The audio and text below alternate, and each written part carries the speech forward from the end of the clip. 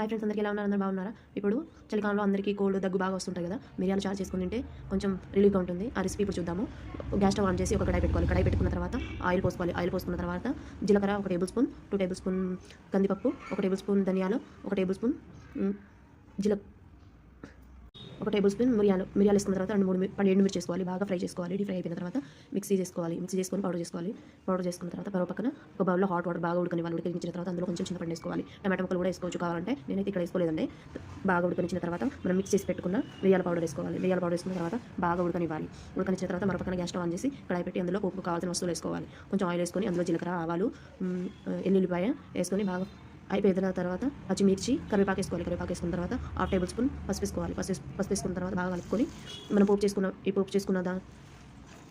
పోపు చేసుకున్న దీన్ని మసులుతున్న చారులో వేయాలి. మరో పక్కన మసులుతుంది కానీ గిన్నెలో అందులో వేసుకొని బాగా కలుపుకోవాలి. ఒక 5 మినిట్స్ నుంచి తర్వాత పైనుంచి క్యాప్ పెట్టుకోవాలి.